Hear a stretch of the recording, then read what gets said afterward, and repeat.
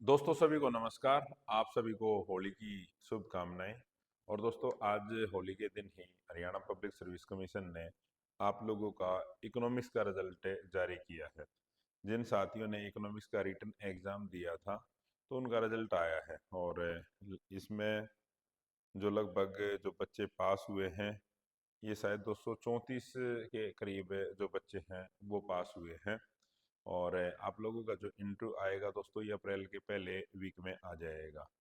तो ज़्यादा आपके पास समय नहीं है। लगभग आपके पास ये मान लीजिए आज 11 तारीख है, 20-25 दिन का समय आपके पास है। तो आप लोगों ने आज से ही तैयारी शुरू कर देनी है और हम भी आज से ही आपकी तैयारी शुरू करवा देते हैं। तो दोस्तों HPSC PGT का हम कोई भी इंटरव्यू देने के लिए जब जाते हैं, वहाँ पर कुछ पार्ट तो होगा आपका हरियाणा जी से भी क्वेश्चन पूछ लिए जाते हैं, कुछ सिचुएशन बेस्ड क्वेश्चन भी पूछ लिए जाते हैं, और कुछ आपके NEP से क्वेश्चन पूछ लिए जाते हैं, और कुछ आपके सब्जेक्ट के होते हैं। ठीक है। तो आप ये सोचते हो कि मैंने तो अपना सब्जेक्ट अच्छी तरह से तैयार कर रखा है और मैं इंटरव्यू दे आऊँ।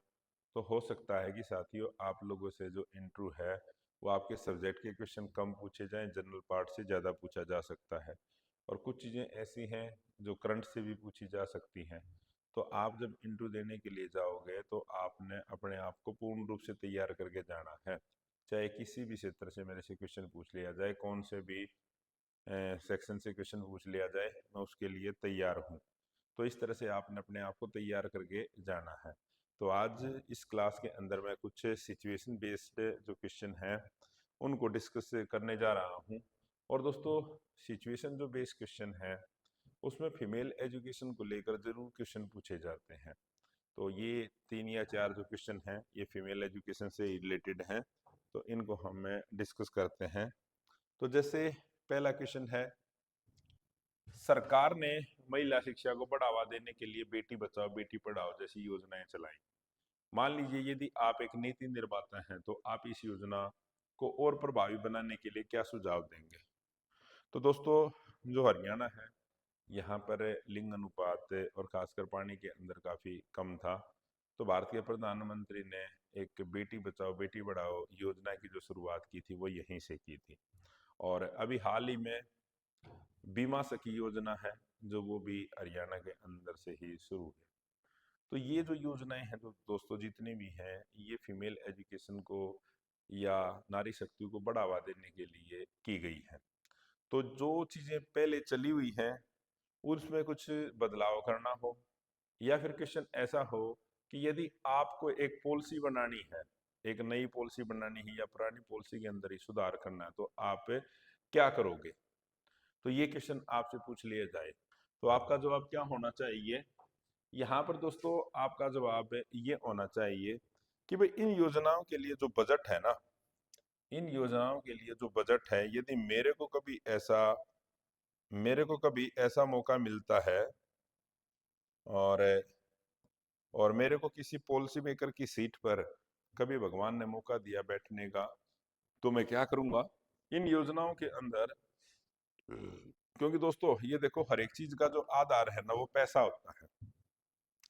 पैसे के बगैर आगे चीजें नहीं चलती। तो मेरी कोशिश क्या होगी कि गवर्नमेंट की तरफ से जो बजट हो वह ज्यादा से ज्यादा अलॉट करवाया जाए, क्योंकि पैसा सारी चीजों का आधार है। इसका मैं आपको एग्जांपल दे देता हूँ। केरल के अंदर फीमेल एजुकेशन सबसे ज्यादा है। इसके पीछे क्या कारण है। 1996 में वहाँ की जो सरकार ने जो बजट है वो एजुकेशन और हेल्थ के लिए बहुत ज्यादा इशू किया था। और ये बजट सीधा ग्रामीण जो गांव की पंचायतें ना उनको अलॉट किया था कि वो उस पर काम कीजिए। ठीक है। तो दोस्तों पैसा है ना, पैसा सारी चीजों का आधार है, तो सबसे ज्यादा बजट वो किया जाए। दूसरा आप ये देखना, शहरी क्षेत्रों के अंदर तो फिर भी स्कूलों की संख्या बहुत ज्यादा है। वो प्राइवेट स्कूल भी बहुत सारे ज्यादा मिल जाएंगे आपको, और सरकारी स्कूल भी बहुत सारे मिल जाते हैं शहर के अंदर तो, और सुविधाएं भी होती हैं। दिक्कत आती है ग्रामीण क्षेत्रों के अंदर, दूर दराज क्षेत्र हैं जो पिछड़े इलाके हैं। यदि मेरे को मौका मिल जाए तो उन क्षेत्रों के अंदर ज्यादा से ज्यादा स्कूल खोले जाएं, उन क्षेत्रों में ज्यादा से ज्यादा सुविधाएं मिले। ये भी पॉइंट हो सकता है। उसके बाद अब दोस्तों मैंने ये बताया था कि सबसे सारी चीजों का जो आधार पैसा ही है। यदि जो लड़कियां शिक्षा के क्षेत्र में अच्छा काम करती हैं, अच्छे नंबर लेके आती हैं, मेरिट लेके आते हैं, तो उनके लिए हम छात्रवृत्ति योजना भी शुरू कर सकते हैं। हम ये क्राइटेरिया कर सकते हैं कि जैसे 60% से ऊपर लेके कोई लड़की आएगी उसको इतने पैसे, 70 से ऊपर लेके आएगी इतने। तो दोस्तों ये है ना, हम ये कर सकते हैं, छात्रवृत्ति योजना भी बना सकते हैं। और बालिका शिक्षा के प्रति सामाजिक और मानसिकता में बदलाव लाना। आज भी कुछ ऐसे समुदाय हैं, देश के कुछ ऐसे क्षेत्र हैं जो महिला एजुकेशन को आगे नहीं बढ़ाते। उनकी जो विचारधारा है वो रूढ़िवादिता है, मानसिकता उनकी ठीक नहीं है। तो हमने कार्यक्रमों के माध्यम से भी उनके विचारधारा में भी बदलाव करना पड़ेगा, कर सकते हैं, तभी जाके आगे चलकर जो महिलाएं हैं वो सशक्त होंगी। तो आप अपना इस तरह से जवाब दे सकते हो। उसके बाद आगे चलता है आर्थिक स्वतंत्रता और महिला शिक्षा। यदि किसी क्षेत्र में लड़कियों की शिक्षा दर बहुत कम है तो इसका वहां की अर्थव्यवस्था पर क्या प्रभाव पड़ेगा। अब देखो दोस्तों, ये कहते हैं किसी भी आदमी को जो रोजगार मिलता है या कोई आदमी अच्छा कमाता है, उसकी जो एजुकेशन है, उसकी जो क्वालिफिकेशन है, उसके अंदर जो स्किल डेवलप हुई है एजुकेशन उनके माध्यम से ही तो होता है।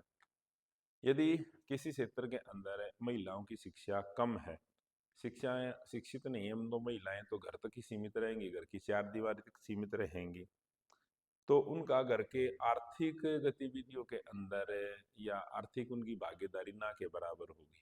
यदि कोई महिला पढ़ी लिखी है, पढ़ लिख के वो नौकरी लग जाती है, तो आप देखना परिवार की इनकम है वो डबल हो जाएगी। एक तो सिंगल आदमी कमाने वाला हो, एक महिला भी कमाती हो। तो इस तरह से दोस्तों, महिला जब नौकरी लगती है या काम करेंगे वो, तो इनकम हमारी ऑटोमेटिक बढ़ेगी, क्योंकि परिवार की आय बढ़ जाएगी। तो जिन क्षेत्रों के अंदर महिलाओं की शिक्षा कम है, तो उन क्षेत्रों के अंदर महिलाओं के रोजगार की संभावनाएं भी कम होंगी। तो इसलिए वहां उन क्षेत्रों के अंदर ग्रामीण ग्रामीण गरीबी और असमानता को बढ़ावा मिलेगा। कार्यबलों में महिलाओं की भागीदारी कम मिलेगी। आप देखोगे किसी भी क्षेत्र के अंदर वहां पर महिलाएं कर्मचारी कम मिलेंगी यदि उस क्षेत्र के अंदर महिलाएं कम पढ़ी लिखी हैं। और महिला सशक्तिकरण के अंदर बाधा आएगी, परिवार की आय में कमी और जीवन स्तर का प्रभाव। यानी जो लाइफस्टाइल है ना, जिस परिवार के अंदर महिलाएं भी काम करती है, इनकम ज्यादा है, तो वो अपने बच्चों को अच्छे स्कूलों में पढ़ाते हैं, अच्छी फैसिलिटीज उनको देते हैं। हम कंपेयर करें जहाँ पर खाली सिंगल पुरुष कमाने वाला है, उनका लाइफस्टाइल इतना अच्छा नहीं होता। तो दोस्तों, महिला पढ़ेगी तो कमाएगी, पैसा आएगा, इससे क्या है, परिवार की स्थिति भी सुधरेगी, उसके बच्चों की स्थिति भी सुधरेगी और जीवन स्तर भी उसका सुधरेगा। तो ये इसलिए महिला एजुकेशन बहुत जरूरी है। नेक्स्ट देखिए आप, सामाजिक और सांस्कृतिक बाधाएं। बिल्कुल ठीक है, कुछ क्षेत्रों में लड़कियों की शिक्षा को लेकर अभी इतनी रूढ़िवादिता सोच बनी हुई है। एक शिक्षक के रूप में आप इसे कैसे बदलने का प्रयास करेंगे। ये क्वेश्चन बहुत बार पूछा गया है वहां पे, कि आज भी हमारे देश के अंदर कुछ परिवार, कुछ समुदाय, कुछ जातियां ऐसे हैं जो महिला शिक्षा को प्रमोट नहीं करते। बिल्कुल बात ठीक है ये। जैसे हम मेवात का ही एरिया ले लें अपने हरियाणा के अंदर, तो ऐसे क्षेत्र के अंदर आप शिक्षक हो, आपको जिम्मेदारी दी गई है शिक्षक के तौर पर, तो वहां पर आप क्या बदलाव करना चाहोगे। तो दोस्तों, ऐसे क्षेत्र के अंदर सबसे पहले तो हमने क्या करना पड़ेगा, वहां पर जागरूकता अभियान चलाने पड़ेंगे। जागरूक किसको किया जाए, परिवार का जो सदस्य होगा उनको जागरूक किया जाए। और एक बच्चे से सबसे नजदीक का जो संबंध होता है उसके माता पिता से होता है। इसलिए महिला एजुकेशन को बढ़ाने के लिए उसके माता पिता को जागरूक किया जाए, क्योंकि माता पिता से नजदीक और परिवार का कोई भी सदस्य नहीं होगा। तो इसलिए हमने क्या करना है, उसकी माता पिता को जागरूक करना पड़ेगा। और दोस्तों, हम ऐसा भी कर सकते हैं कि जो कई बार ऐसा क्वेश्चन आ जाता है, वो ऐसा कह देते हैं कि लड़कियां पढ़ लिख के क्या करेंगी। माता पिता की धारणा होती है, या आप उनको समझाने का काम करोगे तो उनका जवाब होता है कि क्या करेगी लड़की पढ़ के। तो आप उनको ये बताइए, जो सोसाइटी के अंदर जो उच्च मुकाम पर हैं किसी भी क्षेत्र के अंदर, तो उनकी आप एग्जाम्पल दीजिए कि यदि आपकी लड़की पढ़ेगी तो वो डॉक्टर भी बन सकती है, इंजीनियर भी बन सकती है। आप कल्पना चावला का एग्जाम्पल दे सकते हो, और भी बहुत सारी, जो हनु कुमारी का एग्जाम्पल दे सकते हो जिसकी आईएएस के अंदर 2 रैंक आई थी सोनीपत से, और भी ऐसी बहुत सारी प्रतिभाशाली महिलाएं हैं जिनके एग्जाम्पल आप दे सकते हो, और अपना स्वयं का एग्जाम्पल भी दे सकते हो कि जिस तरह से यदि मेरे माता पिता मेरे को नहीं पढ़ाते तो हो सकता है कि मैं अध्यापक ना बन पाती, यदि आप अपने बच्चों को पढ़ाओगे तो आगे चलकर आपकी लड़की अध्यापक भी बन सकती है, डॉक्टर भी बन सकती है, पुलिस में भी जा सकती है। तो इस तरह से आपने उनको सफल बालिकाओं की कहानियों के बारे में बताना है। और लड़कियों को आत्मनिर्भर बनाने के लिए क्या करना चाहिए? व्यावसायिक शिक्षा प्रदान करनी चाहिए, बिल्कुल ठीक है। तो और एनईपी 2020 है वो भी यही कहती है कि हमने बच्चे के अंदर कोई ना कोई स्किल डेवलप करनी है, ताकि वो आगे चलकर स्कूल से निकले, कॉलेज से निकले, तो अपनी आजीविका के लिए उसके अंदर कोई स्किल हो तो उसके बेस पर वो काम कर सके। तो लड़कियों के अंदर हमने स्किल डेवलप करनी है और सामुदायिक भागीदारी को बढ़ाना। तो दोस्तों, आप अध्यापक होने के नाते ये काम कर सकते हो। उसके बाद आइए आर्थिक नीतियां और महिला। यदि सरकार महिला शिक्षा को पूरी तरह से निःशुल्क कर देती है तो इसका दीर्घकालीन आर्थिक प्रभाव क्या होगा? तो दोस्तों, आजकल हमारे देखेंगे हम देश के अंदर जो फ्री एजुकेशन का कंसेप्ट है, जो आरटीई थी, राइट टू एजुकेशन एक्ट था हमारा, उसमें क्लास 8 तक का जो फ्री एजुकेशन का कंसेप्ट है, यहाँ पे क्वेश्चन ये है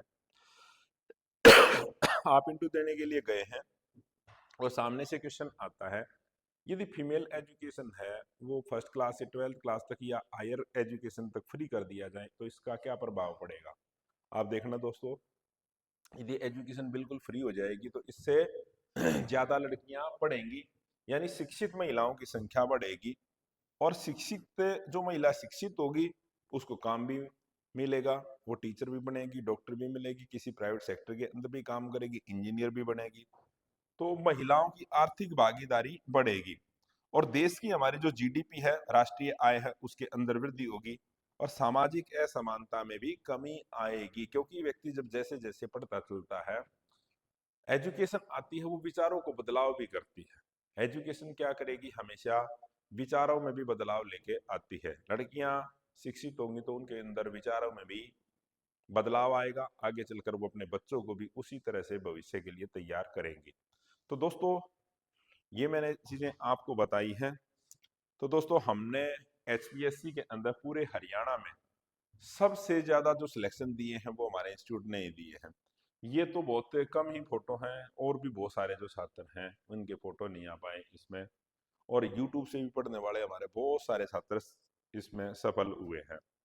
तो दोस्तों, मैं आप लोगों को कहना चाहूंगा, इंटरव्यू को आपने हल्के में नहीं लेना। पॉइंट नंबर का फर्क भी आप लोगों को सिलेक्शन से पीछे छोड़ सकता है। आपने सारे स्टेप क्लियर कर लिए हैं, एक हर्डल, दो हर्डल, अब आपने एक जंप लेके इस साइड जाना है, एक ही बीच में दीवार है, इससे कूद के दूसरी तरफ जाना है। तो इसके लिए आप इंटरव्यू की तैयारी शुरू कर दीजिए। और आप दोस्तों, हमने एस टेट के लिए भी बैच शुरू कर दिया है, हमने सी टेट के लिए भी बैच शुरू कर दिया है, और सीईटी के लिए भी बैच शुरू किया, और आपका इंटरव्यू का बैच तो है ही।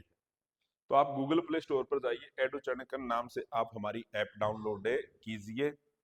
तो वहां पर आपको क्लासेस भी मिलेंगी, आपके मॉक इंटरव्यू भी होंगे, और उसके बाद आपको फीडबैक भी दिया जाएगा। तो दोस्तों, आज के इस सेशन के अंदर इतना ही। जल्द ही इसी तरह की जो क्लासेस है मैं विकास आप लोगों की लेके आता रहूंगा, और आपके सिलेक्शन को सुनिश्चित करने के लिए हम पूरा प्रयास करेंगे। जय हिंद, जय भारत, जय श्री राम।